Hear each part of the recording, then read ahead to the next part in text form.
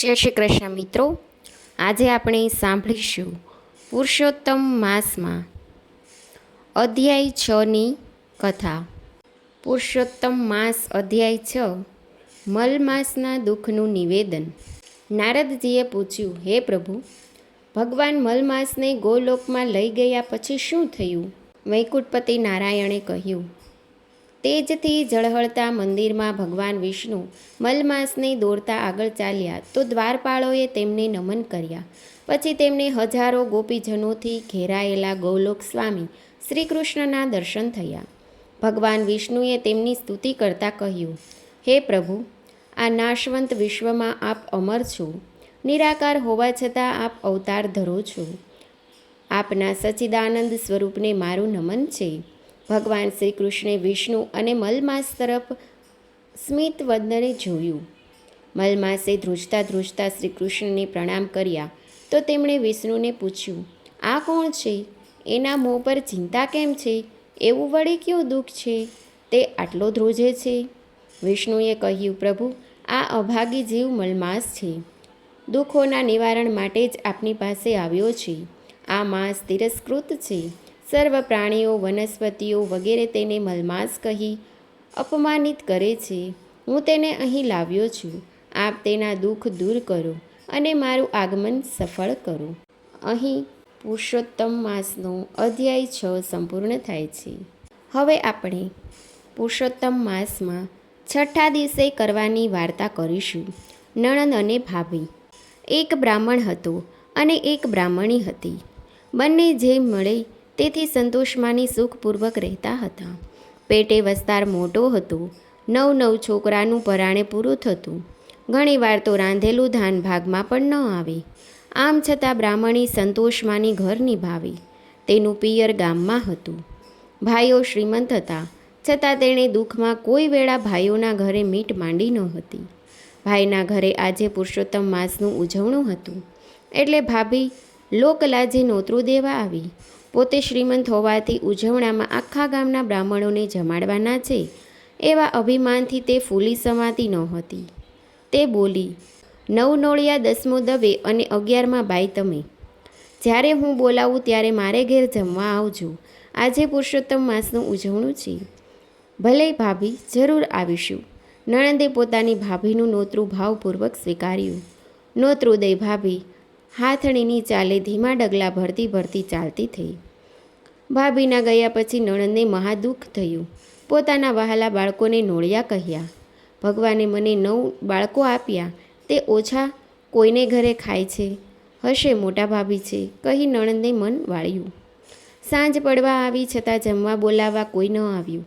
નણંદે વિચાર કર્યો, પોતાના ભાઈનું ઘર છે, ક્યાં પારકું છે કે બોલાવવાની વાટ જોવી?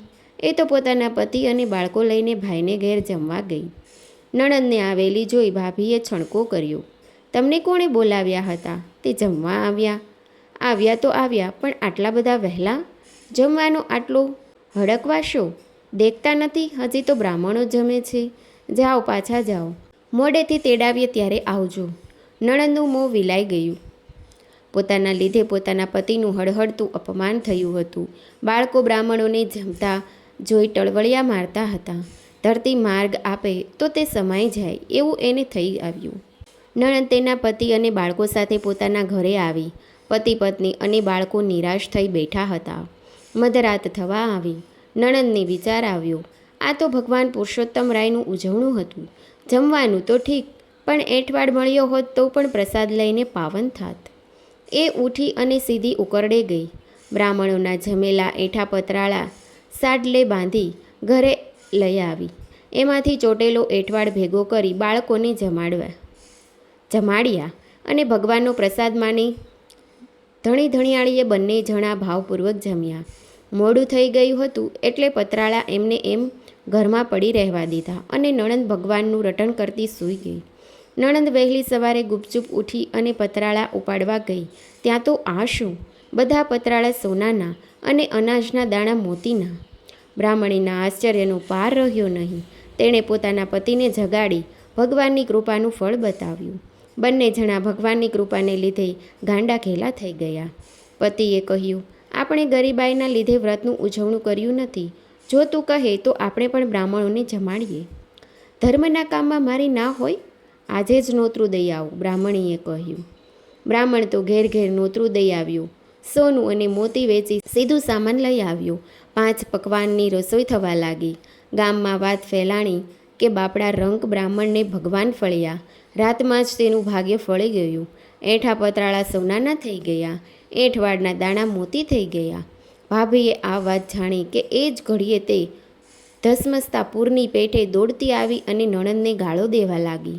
રાણ ચોરટી, લાવ મારા પતરાળા, ક્યાં તારા બાપના હતા તે તું લઈ આવી? નણંદે નમ્રતાથી કહ્યું, ભાભી ધીરા પડો, આ પડ્યા વધેલા પતરાળા, તમે સુખેથી લઈ જાઓ. ભાભી તો સોનાના પતરાળા અને મોતીના દાણા જોઈને રાજી થઈ અને પતરાળા માથે ઉપાડી ઘેર ગઈ. ઘરમાં જઈ ઉતાર્યા તો વાંસી એઠવાડના પતરાળા ગંધાવા લાગ્યા. તે ક્રોધથી રાતી પીળી થઈ ગઈ અને બધા પતરાળા નણંદના વાડામાં ફેંક્યા. તે જુએ છે તો નણંદને ઘરે બ્રાહ્મણો આનંદપૂર્વક જમે છે અને આશીર્વાદ આપે છે. આવી રસોઈ તો ઘણા દાડે જમ્યા. ભગવાન પુરુષોત્તમ રાય તમારું કલ્યાણ કરો. જેવા પુરુષોત્તમ રાય નણંદને ફળ્યા તેવા સૌને ફળજો.